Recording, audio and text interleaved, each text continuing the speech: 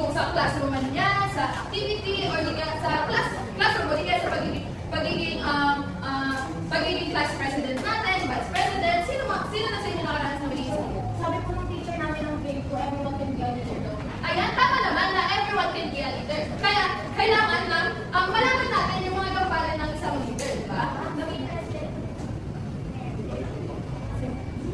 Okay, ayan nga, si Mary ang ating class president. Sino naman sa inyo ang mga nakaranas na maging isang tagasunod? Silang po. Ay, lahat tayo, di ba? Mas komportable, di ba? Minsan, mas komportable tayo maging tagasunod. Mas komportable tayo, binibigyan tayo ng utos or gawain para mapakita natin yung kalidad na gusto natin gawin. So ngayon, ang tatalakayin natin, di ba? Ang pansariling kampanin bilang isang pagpapalagupang ng tagasunod. So, bago tayo magsimula, gusto ko lang may isang magbasa ng ating layunin. Sino maaari magbasa? Sige, si Evan. Sa mga layunin ko, nais na tumukoy ang mga pansariling kampanin bilang isang pagpapalagupang ng tulong at kasunod. Ibabagay ang sarili sa kampanin bilang ang talagang leader o kasunod. Kung ang tiyang patahakan ang huli ay nainalapat ang mga pansariling kampanin bilang isang mapanagunang leader. Ayun, di ba? Narinig naman natin sa binasa ni Aaron na iisa-isahin na natin ang kampanya ng isang leader at ng isang tagasunod. At bago natin isa-isahin yung mga kampanya na to, gusto ko lang panoorin nyo yung isang video na to. At pagkatapos ng video na ito ay pwede nyo maibahagi kung ano yung nakita nyo naipakita na kampanya doon sa video ng isang leader at ng mga tagasunod niya. Klaro ba, klase? Correcto!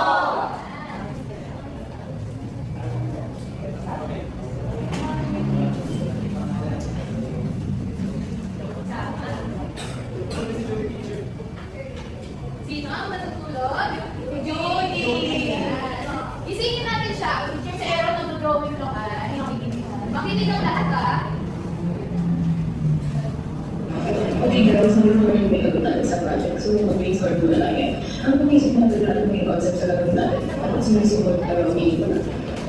Ano kung sa kami sa akin sa kanila. Kasi hindi natin ang mga magagawa sa school, and bakit hindi na tayo na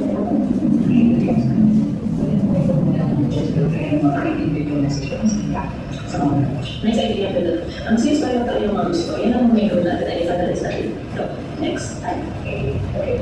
So, i-finalize natin yung mga gagawin natin. Dito lang natin ang para natin ay kapag sinabi ko na sa design, syempre ng mga gusto, since ang gulo na nag-edit ka sa mga stories mo, may ikaw na bigay ka. Hindi ko parang ikaw naman sa mga exam message na ibigay, masasabihin natin doon sa video. And ano naman sa coordination and editing ng video na mangyari. So kung ano sa inyo, kung ano pa yung suggestion sa mga kailan natin na ano sa akin, pero kung kaya ako kung masusunod na, wala na problema tulungan na tayo dito. At wala tayo kailangan tayo may abang sa group na rin project.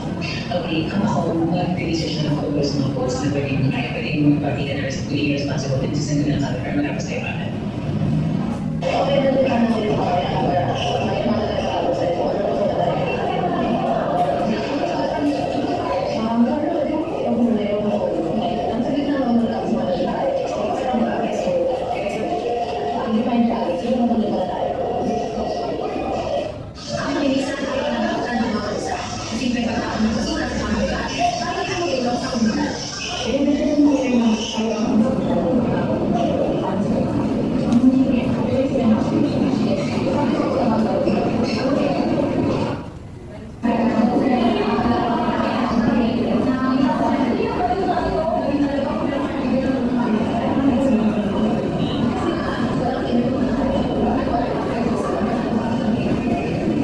Ayan. Base sa napanood nyo video, ano? Ano yung mga napansin nyo na gampanin na iba nakita sa video na? Si Mary? Leader po is nakikinig sa mga ideas and suggestion ng mga mga members. Tapos yung mga nagsusunod yun is yung mga members. Sumusunod sila sa leader nila like yung kanina may example na nasa cellphone yung member na inat nila yung outfit sa leader na dapat kami Sabi nyo dito, nagsasuggest din, di ba? Tapos sa leader naman ay nagbibigay siya ng gawain.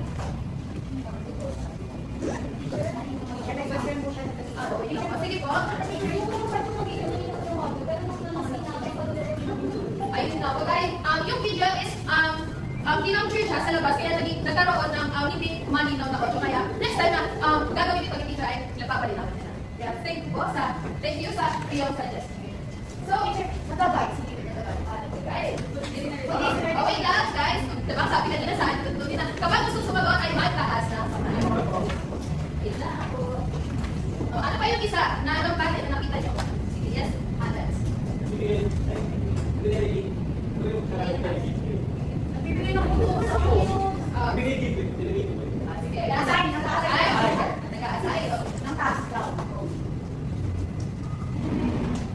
Ano naman yung nakita nyo ang gampanin yung mga tagasunod doon sa video? Sila po gumagawa rin ng action sa mga ginagawa.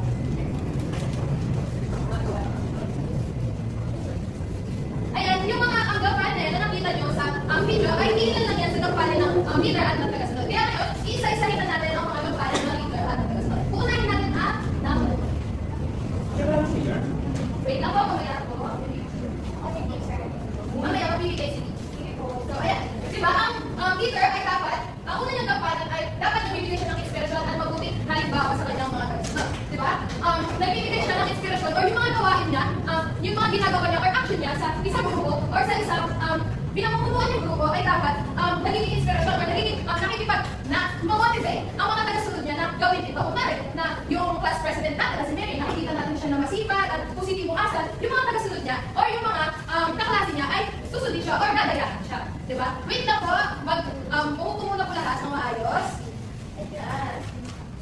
Next naman ang gampanin ay nagmumukarin at gumagawa ng mga katarungan desisyon. Diba? Ang dapat ang leader ay gumagawa ng desisyon ng mga katarungan. Ibig sabihin na hindi na isang panig yung isang panig ang pinapakinggan niya, kundi dapat ang lahat ng tagasunod niya or ng miyembro niya ay napapakinggan niya or na-address yung mga concern and yung mga saloobin dun sa grupo. And kung tatanungin ko kayo, nakakita na ba kayo sa barangay niyo na mas inuuna ng mga barangay officials nila yung mga kakilala nila?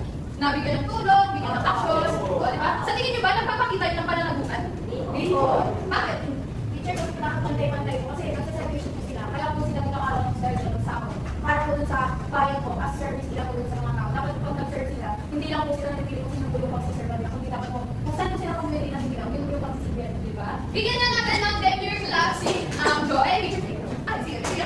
Bigyan na natin siya ng debut clap bago kayo pinag-debut. 1, 2, 3, 5. Very debut. Ulit na dapat ng mic. Buhay. 1, 2, 3, go. 1, 2, 3, 4, 5. Very debut. Ito na yung mga sticker na gusto. Wait lang po. Teacher ko di ba? Yan, di ba? Ang sinabi kanina na dapat gumawa ang isang leader ng desisyon at para sa kapakanan ng nakararami. At dapat ito ay pantay sa lahat ng miyembro. Wait lang po. Next naman ay nagpapakita dapat ng disiplina sa sarili. Di ba dapat ang isang leader ay marunong kumontrol ng sarili niya. Marunong kumontrol ng emosyon niya. At dahil kapag disiplinado, ang isang leader ay nagagampanan niya yung mga gawain niya bilang namumuno. Sige po. Kayo po ba sa school po? Ano po ba kayo? Leader po ba kayo sa tagasunod? Yun. Kung si teacher, kung tinatanong mo kung leader pa ako or tagasunod sa school, pwede na ako maging isang leader. Bakit? Kasi kaya ko maging mabuting halimbawa sa mga estudyante ko. Pwede rin ako tagasunod. Dahil, pwede rin ako sumusunod sa alituntunin, ng paralan, di ba? Sumusunod ako sa mga nakakataas sa akin dahil ako ay teacher. Diba? May mga principal tayo, diba? May mga government official tayo na nakapaloob sa paaralan. Kaya, pwede ang mga teacher ay maging leader at tagasunod. Nasagot ko ba ang iyong katanungan? Nasagot ko ba yung katanungan? Ayan, maraming salamat. Ayun, sinabi ko kanina is nagpapakita ng disiplina sa sarili. Pang-apat ay nagtataguyod ng kooperasyon natin. Dapat, yung leader natin ay nagtataguyod ng kooperasyon. Dahil, gampanin natin bilang isang leader na ano ang tanong?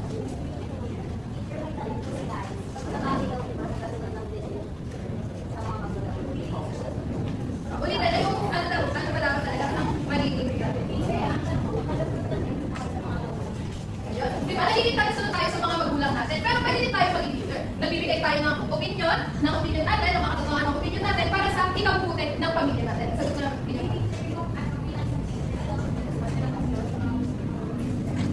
hindi po. Kaya nga tayo naging leader para magbigay ng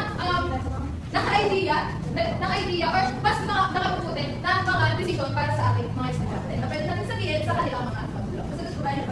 Yes. So, ngayon naman ay yung class na ang gampanin ng namumuno, di ba? Nagpapakita siya ng pananagutan ng tupatan. Di ba? Lahat dapat ng mga sasabihin or mga desisyon ng isang dapat na leader ay dapat ang nagsisilbi siyang bukaran sa atin o di kaya naging role model. Ay sinabi ko kanina na dapat yung mga gawain or mga salita ng mga leader ay dapat maging inspiration or motivation sa mga taga-support. Ngayon naman ay tumuna tayo sa mga gawain ng mga taga-support. So ayun, dito naman ay ang mga gawain ng taga-sunod ay sumusunod ng may pananagutan. Kaya nga sinabi dito kanina na pinahagi ng iyong klase.